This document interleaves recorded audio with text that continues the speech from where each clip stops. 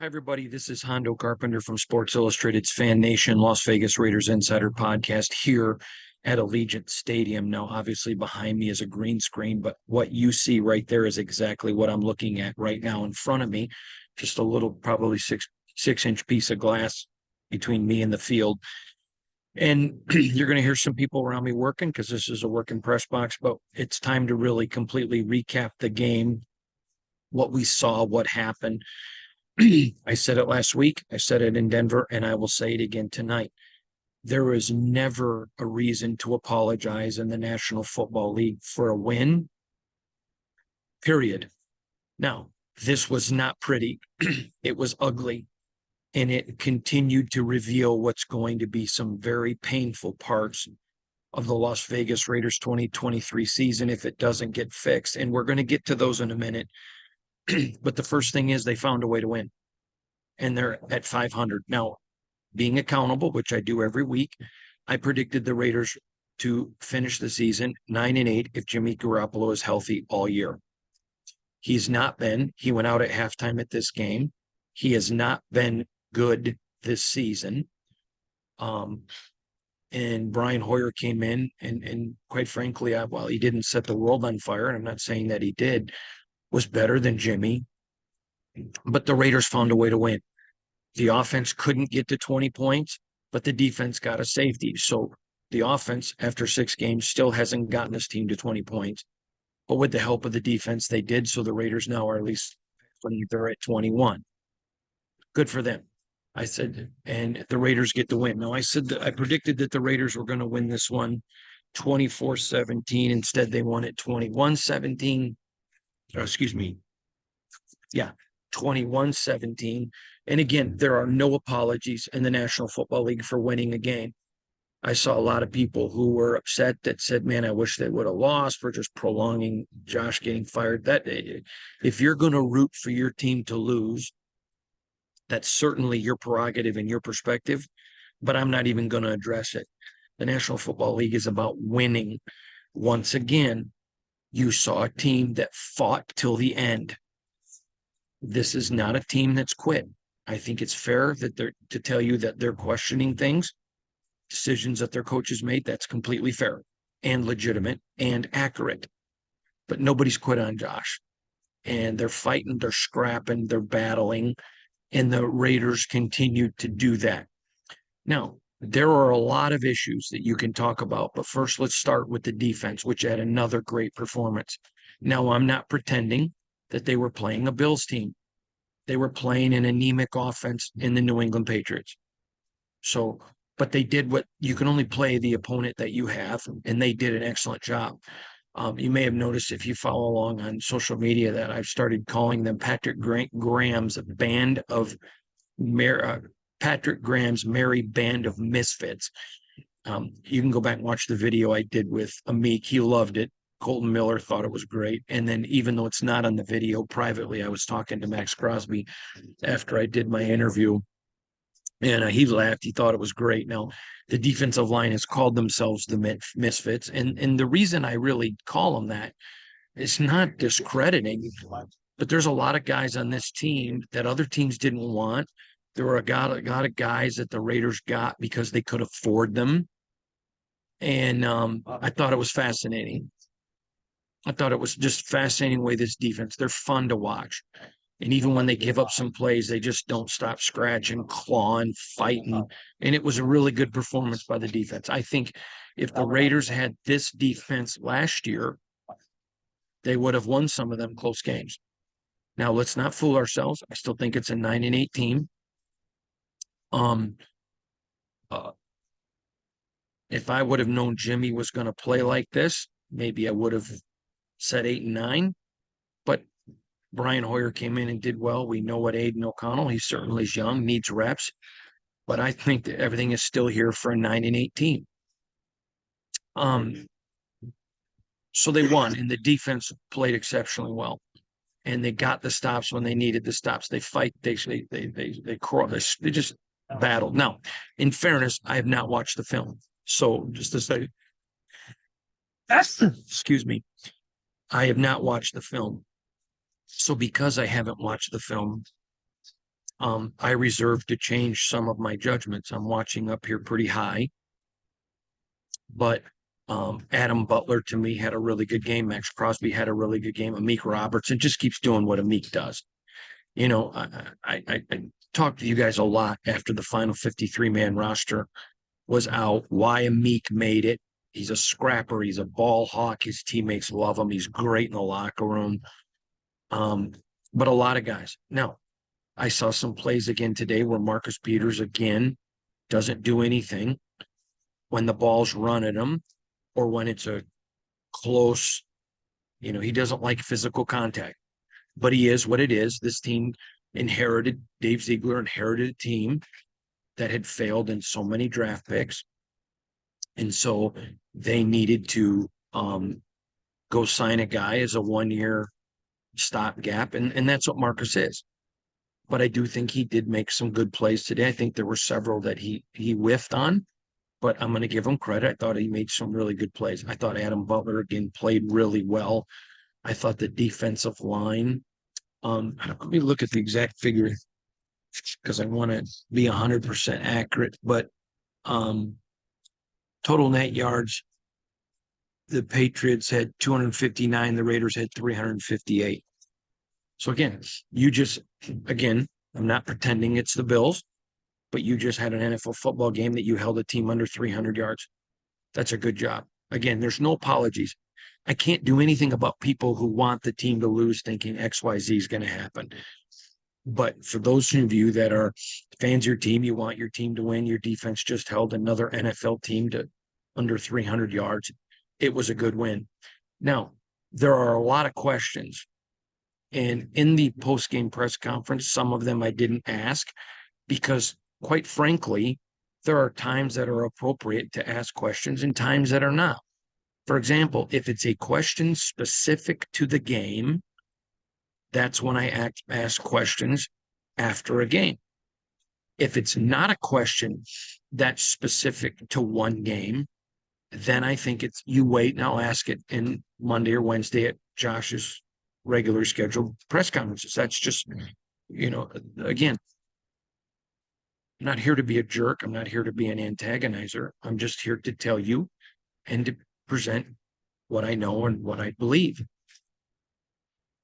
Now, having said this, I'm going to have an article probably Wednesday or Thursday on the state of the franchise. I've talked to some people in the organization, in some teams that have already played the Raiders and some that are coming up on the schedule, and got some really good insight. We're going to talk about why is the rushing game with Josh Jacobs not taking off. Now, the simple answer people would say is, well, Josh isn't healthy or Josh is rusty or the offensive line is terrible. That's what people say. But I'm going to the experts to find out, and I think you're going to be fascinated with some things that I've heard from people on other teams as well as people within the organization. Second of all, I think it's fair to ask what's going on in the red zone. Now, there was a very big lack of urgency in the red zone by the Raiders that has pretty much been there all year. It's very disappointing. Now, prior to coming to Las Vegas, Josh McDaniels was universally lauded as one of the best red zone coaches in all the National Football League. That is factual. That is not factual as a head coach of the Las Vegas Raiders. Now, getting into why. First of all, and he will never admit this, but I know many people believe this just leave it there. Many people believe this. He doesn't trust his offense. Doesn't trust it. Now, maybe it's not trusting a quarterback. Maybe it's not trusting a line. I don't think it's necessarily the line as much, but I do think it's a legitimate fact to just use the overwhelming or the shrouding term of I don't think he trusts his offense. Now, you can say, and this would be legitimate, and I would say it, well, it's his offense. He spent $102 million in active contracts on that offense. He certainly did. Certainly did. I want to look at a couple things right here. Michael Mayer got involved today, and that was just great to see. The Raiders needed him to finally get involved. And he did. So let's look at some figures today. Josh Jacobs ran for 77 yards. Good for him. I thought that was a very good performance by him. Passing, Jimmy Garoppolo was 14 of 22. He had a rating of 82. But here's the problem. Raiders get the ball in the red zone 6 times. Okay, one time he throws a pick. So now he still has 8 interceptions, 7 touchdowns. You're 6 games into the season. He's only played in 5, actually 4.5. And he's got more interceptions than touchdowns. It's a failure. So far, doesn't mean it can't be rectified. Doesn't mean it can't be fixed. But 4.5 games in, and he should have been at 6, but he's been injured, which they knew he was off injured when they signed him. He's 8-7. That's not acceptable for a quarterback making the money he's making with the commitment that the franchise has made. Now, in fairness, they made the commitment to him. They knew what they were getting. So I'm not letting anybody off the hook, but it is what it is. He had a rating of 82. Brian Hoyer, 6 of 10. 94, actually 95 was his rating, and completed 60% of his passes. For 102 yards, Garoppolo had 162. Well, let's look at pass completions. Michael Mayer was targeted 6 times, caught 5. Very good to see. Austin Hooper, targeted twice, caught 2. So you see 8 plays designated for tight ends. It was great to see them, and clearly, let's give Josh credit there. That was important to them. Hunter Renfrow had no targets and no completions. Now, I want to make something really clear. I am not letting it just go that Hunter's not involved. However, I'm going to get into the reasons, not tonight in this podcast, but probably later this week. It could be later this week. In fact, I expect it to be later this week when I do that article about the state of the franchise. Please don't miss that. It's going to be really in depth. I'm taking you right in the building, right into other teams' buildings, right into their game planning.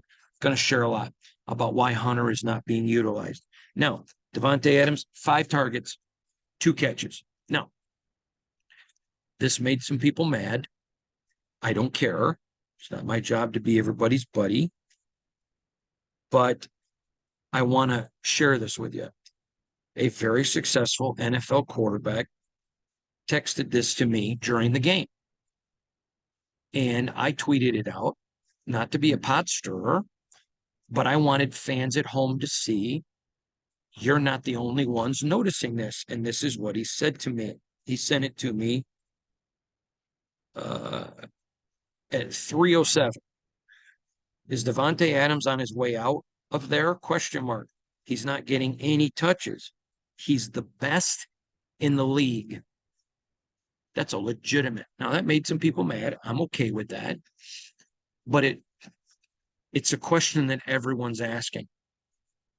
And now, in fairness to the Raiders, teams are double teaming Davante a lot, but not every play.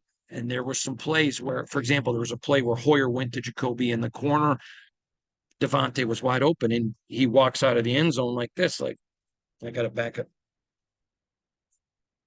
I think those are legitimate questions. And when you're Josh McDaniels, and you technically are the offensive coordinator, and you have the best receiver in the game 2 weeks in a row who's not a humongous factor. Yes, down the stretch against Green Bay, he did some stuff, but just not a humongous factor. You have heard me say, and I've told you, not only do I believe this, but I've had other executives in the NFL tell me, your offense needs to be whenever Davante's single coverage, whatever the play is, you change it. Again, going to get into more on this on Wednesday. Now, do I think it's fair to say that Davante is probably more injured than the Raiders are letting on? Absolutely. He left the locker room tonight without talking. You interpret that however you want.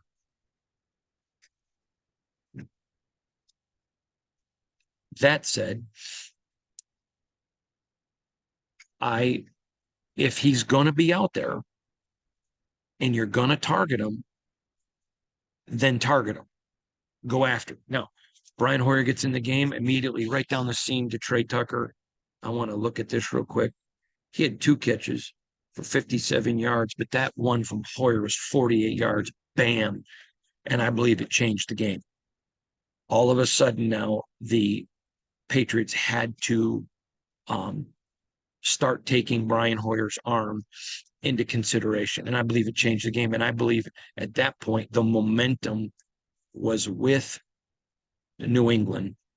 And I think that was a huge factor in this game, very huge factor in this game. So what's my complete road recap? A win is a win, and you never apologize. The Raiders are at 500 with a chance to go on the road. Justin Fields was injured today. We certainly don't ever wish injury on any player. I hope he's healthy. It helps that I know him a little bit, not a friend, but I know him from interactions I've had with him multiple times. He's a great kid. And even if I didn't like him, I wouldn't wish him to be injured, but I hope he gets back. I want the Raiders to play everybody at their best. But even if he's back in 100%, there's no doubt this is a game that the Raiders should win. And I believe will win to move to 4-3. And then finally, there after 7 games where I thought they would be on track for a 9-8 record. I think there are legitimate questions about this team. I'm going to talk to Josh McDaniels about a couple of them this week because I think they're very fair. Now, again, if you want your coach to get up and apologize for a win, you need to pound sand. And I don't know what people want. I mean, he was very open. He goes, hey, this wasn't a Picasso. And it wasn't. It was an ugly football game. But who gives a crap? Who gives a rat's butt if it's ugly? If you win. The motto of the Raiders is just win, baby. Not just win pretty. Not if you can't win pretty, lose pretty. What is that? No, it's just win. And they went out and won. I think it's absolutely germane to talk about play calling in the game, whether, and I know he won't, whether Josh will admit it or not, there isn't trust. Now, in fairness, a couple of weeks ago, I think it was after the Pittsburgh game, my colleague and friend Vic Taffer from The Athletic asked Josh about a lack of confidence, and he denied that, which is what you would expect him to do. So I'm not pretending, boy, look at Hondo's a genius and is saying this. No, other people say it, and I agree with them that he's, whether or not, I've told you before, what a coach or player says on camera, you put little value in it. What they say on the field or off camera, you put a ton of value. And Josh is going to give all the right answers, but his actions speak. This is not a team attacking the end zone.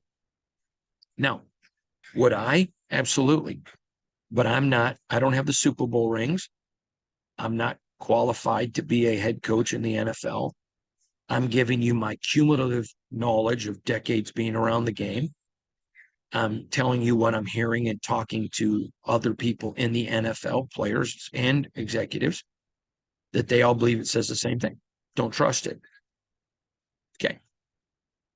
So the Raiders have issues. We all know that.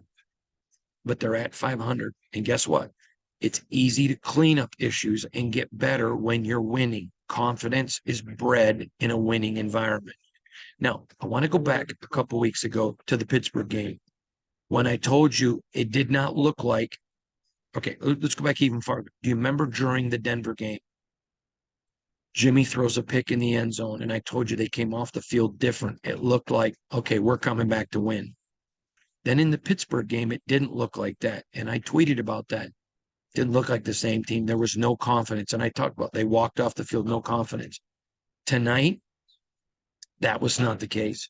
There was a swagger, not an arrogance, and there is a difference. But there was a swagger of, okay, we're going to go win this. And winning breeds that. Winning breeds guys, hey, we're going to win this. I remember talking to someone who was on Nick Saban's staff at Alabama one time. And he said to me, this is a paraphrase, but he said to me, one of our biggest advantages is when our guys are struggling, they just expect to win. We win so much here that they don't ever think, okay, we're out of it. Winning does that. Winning has a way of creating confidence.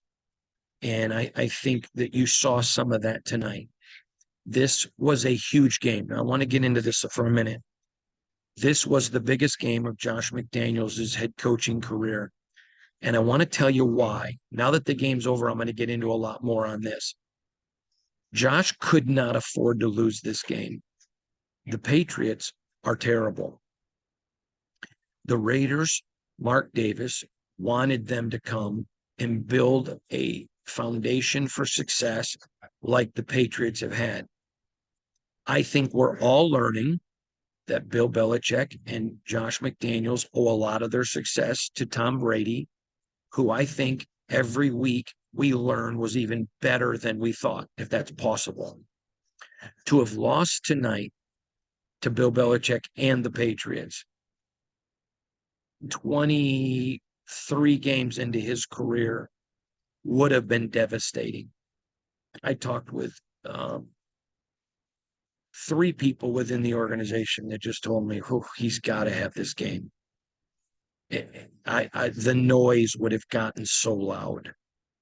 And I don't, I just thought it was the biggest game. And I think they're going to go to Chicago and win next week. And if they go to Chicago and win, I'm going to tell you right now, I'm still going to say this was the biggest win of his head coaching career. He had to get his nostrils above water. Now, they got a lot of tough games coming up. I expect him to lose at Detroit, which would take him to 4-4. But with a chance to beat the Jets and Giants, they think, boom, you could be 6-4.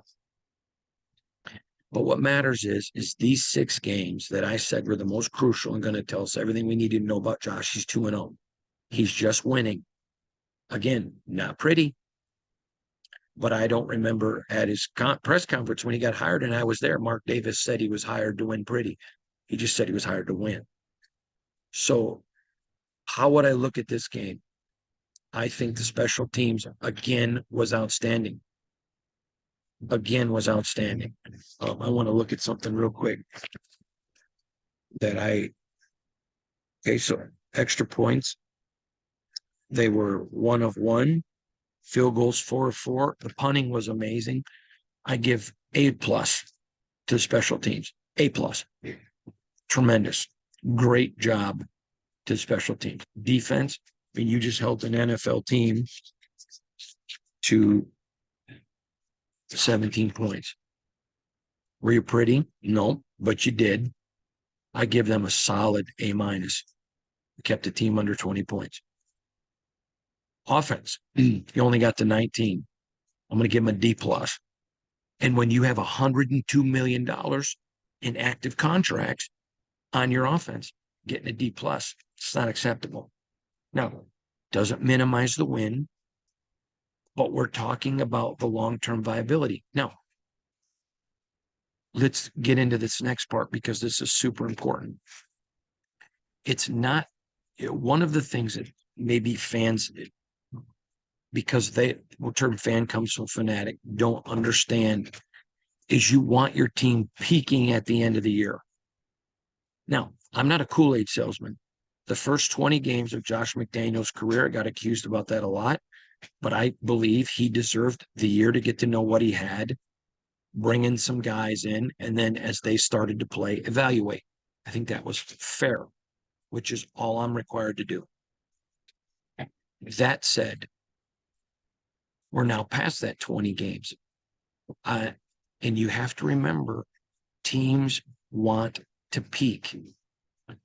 So let me give you the things to be excited about. Let me give you the things to be concerned about. First of all, to be excited, I'm going to give you 3 big things, 3 big ones. Number 1, this team is still fighting. Now, again, some of you can choose not to believe. That's fine. I'm in the locker room. I'm talking to the players on and off the record. I'm here.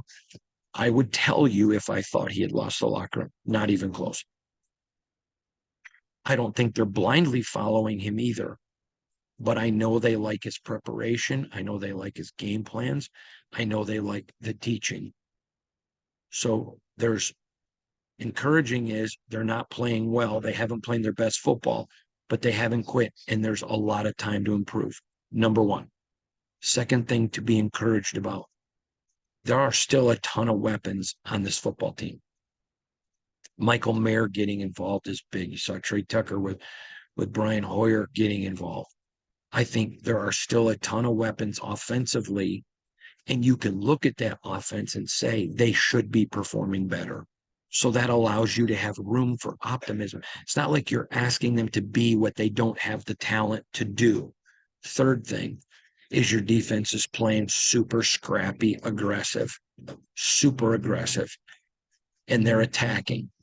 And remember, attacking defenses are going to make some mistakes. But the fact that they keep attacking keeps them in a ball game. And I guess I said I would give you three. I'm going to give you a fourth. I think the Raiders have the best special teams in the National Football League. And as long as you have that, that's going to help you in games where your offense and defense is competitive. Now, you play the Buffalo Bills and your offense is uncompetitive and your defense can't stop anybody. It doesn't matter how good your special teams are. It doesn't matter.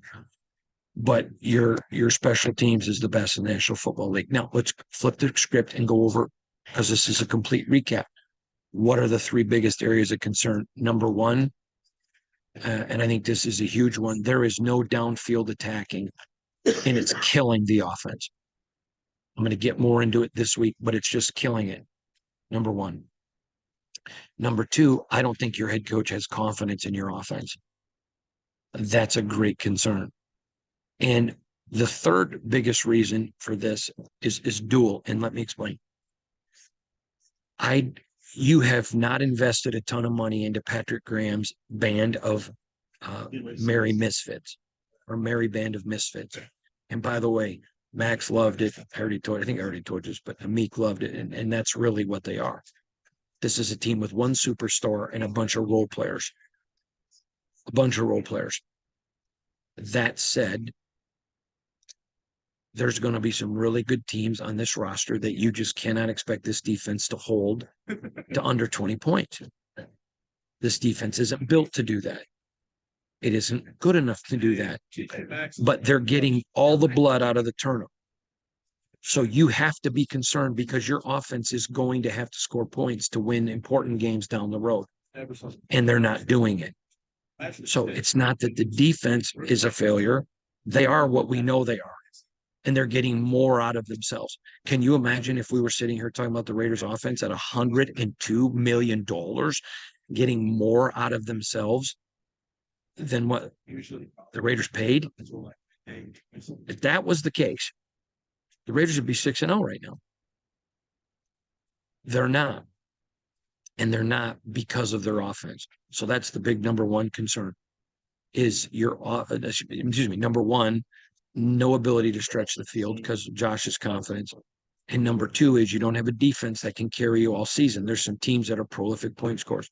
Third biggest concern that I think you should have as a Raider. And it goes back to the deep ball, but it's the third point. Teams are not having to game plan for a deep ball. And so Josh Jacobs is getting 77 yards and getting 68 last week. And everybody is bemoaning the offensive line. And while I don't think the offensive line is great, and I don't believe they're as bad as they look, simply because teams are loading the box. You got 5 on 7, 6 on 8. I mean, your offense has to help your defense.